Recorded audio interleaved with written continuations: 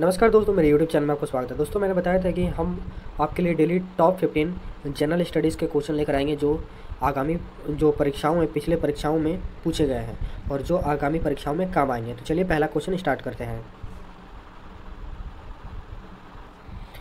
तो आपका पहला क्वेश्चन है कि परमाणु में सबसे हल्का कण क्या होता है। तो परमाणु में सबसे हल्का कण जो होता है वो है इलेक्ट्रॉन। क्या होता है? इलेक्ट्रॉन। ठीक है, अब हम लोग चलते हैं दूसरे क्वेश्चन में। तो आपका दूसरा क्वेश्चन है कि परमाणु के नाभिक में क्या पाया जाता है। तो दोस्तों, जैसे कि ये हमारा एक परमाणु है और परमाणु के अंदर एक छोटा सा नाभिक होता है। तो इस नाभिक में क्या पाया जाता है? तो इस नाभिक में पाया क्या जाता है? तो इसमें पाया जाता है आपका प्रोटॉन। यहाँ आपके पाया जाता है प्रोटॉन और न्यूट्रॉन। ठीक है, तो नाभिक में होता है प्रोटॉन और न्यूट्रॉन और नाभिक के चारों ओर कक्ष होते हैं और इन कक्षों में इलेक्ट्रॉन घूमते हैं। तो चलिए अगला क्वेश्चन में चलते हैं। तो अगला क्वेश्चन है, क्या फोटोन को विभाजित किया जा सकता है?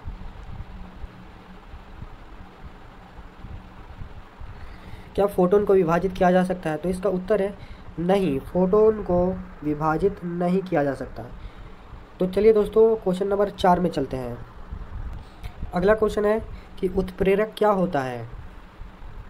तो उत्प्रेरक दोस्तों, जब किन्हीं दो तत्वों या अणुओं को एक साथ अभिक्रिया कराया जाता है तो अभिक्रिया की दर को बढ़ाता है।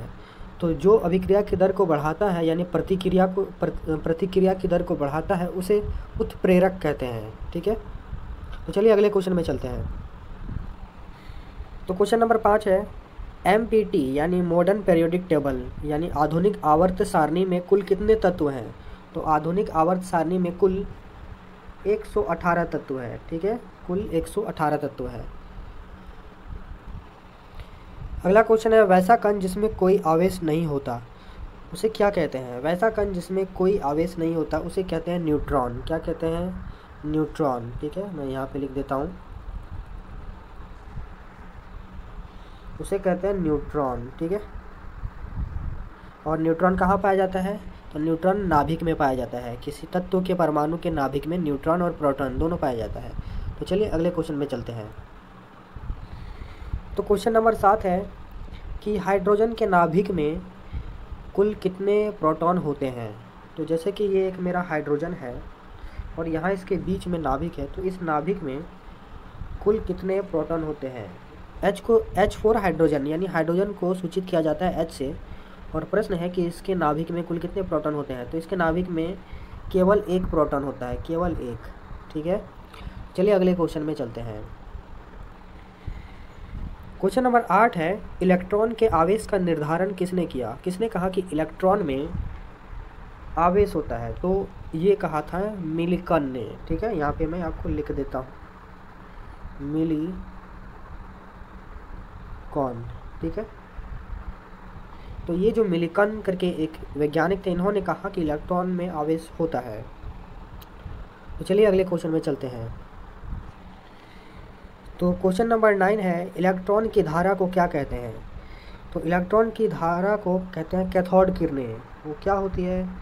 तो वो होती है कैथोड किरणें। तो चलिए क्वेश्चन नंबर 10 में चलते हैं। अगला क्वेश्चन है, सभी एसिड के लिए आम तत्व क्या है। एसिड को हिंदी में अम्ल कहा जाता है और हर अम्ल में क्या पाया जाता है। तो हर अम्ल में हाइड्रोजन पाया जाता है। ठीक है, हर अम्ल में हाइड्रोजन पाया जाता है और इसे सूचित किससे किया जाता है। तो हाइड्रोजन को सूचित किया जाता है H से। तो चलिए क्वेश्चन नंबर 11 में चलते हैं। तो आपका क्वेश्चन है, प्रबल अम्ल में अधिक होता है। तो प्रबल अम्ल में क्या अधिक होता है? तो इसमें आयन अधिक होता है। आयन इसमें अधिक होता है। तो चलिए क्वेश्चन नंबर 12 में चलते हैं। अगला क्वेश्चन है कि NaOH को क्या पढ़ा जाता है।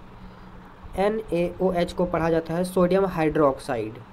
तो चलिए क्वेश्चन नंबर अगले में चलते हैं, यानी क्वेश्चन नंबर 13 में चलते हैं। तो अगला है कि H2SO4 को क्या पढ़ा जाता है? तो H2SO4 को पढ़ा जाता है हाइड्रोजन सल्फेट। नेक्स्ट क्वेश्चन में चलते हैं। तो अगला क्वेश्चन है कि नीला लिटमस कब लाल लिटमस में बदल जाता है, यानी नीला लिटमस का कलर कब लाल हो जाता है? तो ये अम्ल के प्रभाव के कारण ये नीला लिटमस लाल लिटमस में बदल जाता है। ठीक है, तो आज का लास्ट क्वेश्चन में चलते हैं। तो आज के टॉप 15 क्वेश्चन में से आज का लास्ट क्वेश्चन है कि पीएच का मान यदि 7 से कम है, यदि 7 से कम है तो वो अम्ल होगा या क्षार होगा? तो अगर 7 से कम होता है तो वो अम्ल होता है। क्या होता है? अम्ल। ठीक है, लेकिन अगर 7 से अधिक होगा तो वो क्षार होता है। ठीक है, तो ये था टॉप 15 क्वेश्चन जो विभिन्न परीक्षाओं में पूछे गए थे। ठीक है, और ये आने वाले परीक्षाओं के लिए भी काफ़ी उपयोगी है। और साथ ही बता दूं, अगर आप मेरे इस चैनल में नए हैं तो चैनल को सब्सक्राइब करके बेल आइकन को प्रेस कर दें। साथ ही वीडियो पसंद आए तो वीडियो को लाइक करते हुए जाएंगे। और इसके साथ मैं बता दूं कि इस चैनल के माध्यम से जो भी आगामी परीक्षाएं होती हैं उसकी भी जानकारी मैं इस चैनल में देता हूं। ठीक है, तो चैनल से आप बने रहें, चैनल को सब्सक्राइब कर लें। तब तक के लिए आपका बहुत बहुत धन्यवाद।